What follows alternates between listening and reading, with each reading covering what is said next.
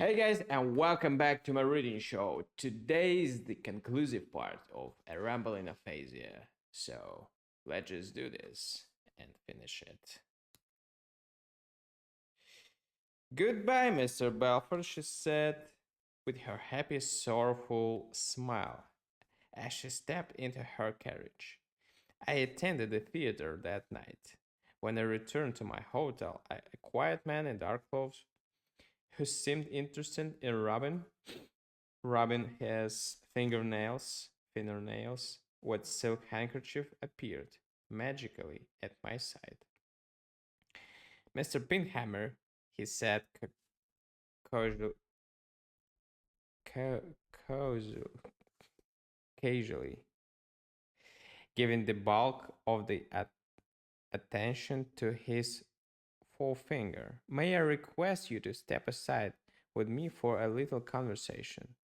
There is a room here. Certainly, I answered. He conducted me into a small private parlor. A lady and a gentleman were there. The lady I surmised surmised would have been unusually good looking had her features not been clouded by an expression of keen worry and fatigue. She was of style of figure and possessed coloring and features that were agreeable to my fancy. She was in traveling dress. She fixed upon me an earnest look of extreme anxiety and pressed an unsteady hand to her bosom. I think she would have started forward, but the gentleman arrested her movement with an authoritative motion of his hand. He then came himself to meet me. He was a man of 40, a little gray about the temples, and with a strong, thoughtful face. Belford, old man, he said cordially, I'm glad to see you again. Of course, we know everything is all right. I warned you. You know that you were overdoing it. Now you'll go back with us and be yourself again in no time. I smiled ironically. I haven't Balforded so often, I said. That's that is has lost in its age. Still, in the end, it may grow where wearisome.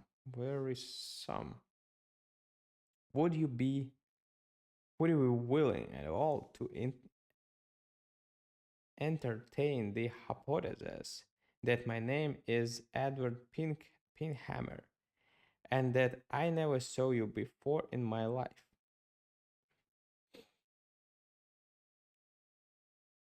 Before the man could reply, a wailing cry came from the woman.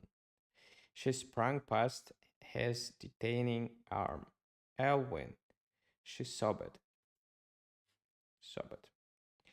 and cast herself upon me and clung tight.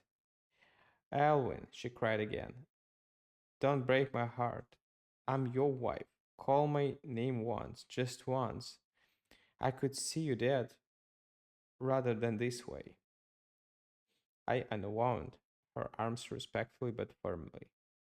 Madame, I said severely, pardon me if I suggest that you accept a resemblance to perceptive resemblance. Okay, resemblance to precipitately. Precipitately. It is a pity, I went on with an amused laugh as the thought occurred to me that this Belford and I could not be kept side by side upon the same shelf like tart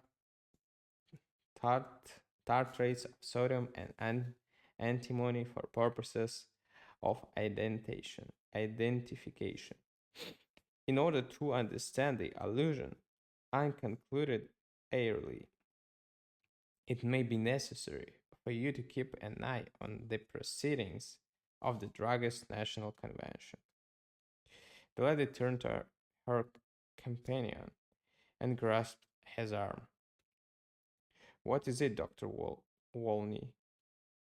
Oh, what is it? She moaned.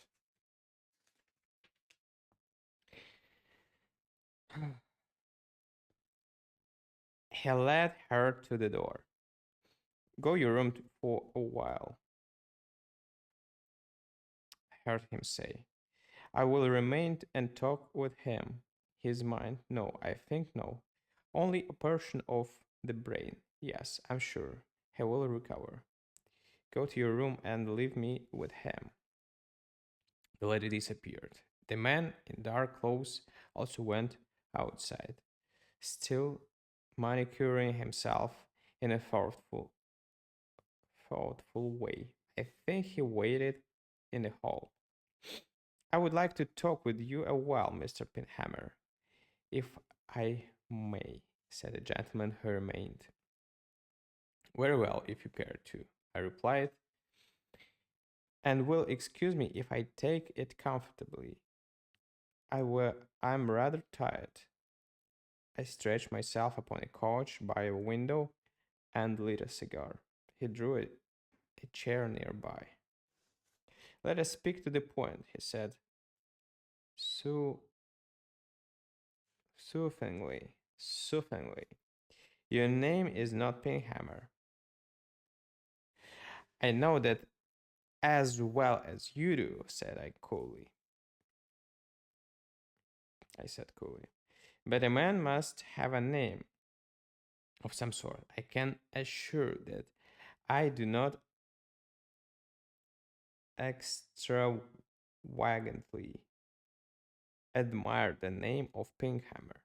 But when one christens oneself, one's self, suddenly the fine names do not seem to suggest themselves. But suppose it had been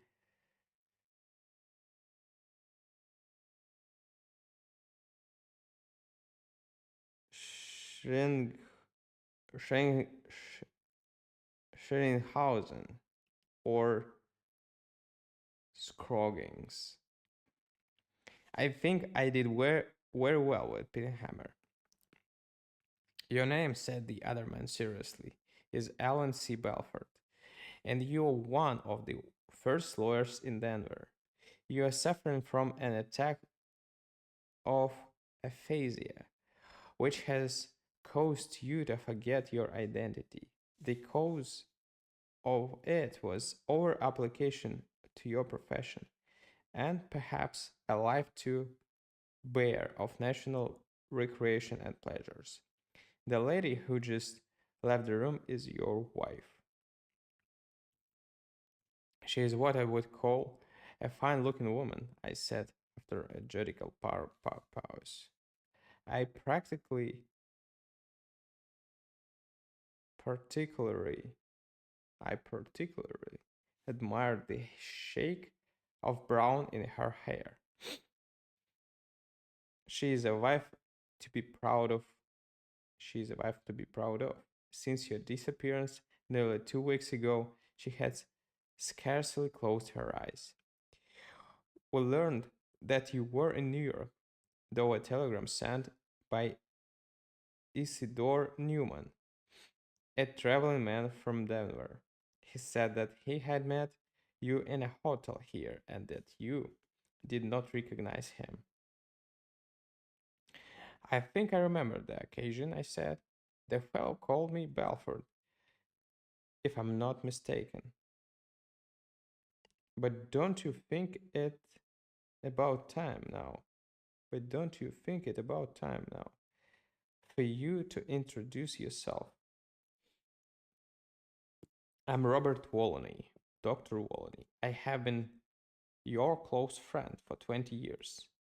And your physician for 15. I came with Mrs. Belford to trace you as soon as we get the telegram. Try, Elwin. Old man tried to remember. What did they use to try? I asked with a little frown. You say you're a physician. In aphasia, is aphasia curable? When a man loses his memory, does it return slowly or suddenly? Sometimes gradually and imperfectly, sometimes as suddenly as it went. Will you undertake the treatment of my case, Dr. Wolney? I asked. Old friend, said he, I will do everything in my power, and will have done everything that science can do to cure you. Very well, said I. Then you will consider that I'm your patient. Everything is everything is in confidence now.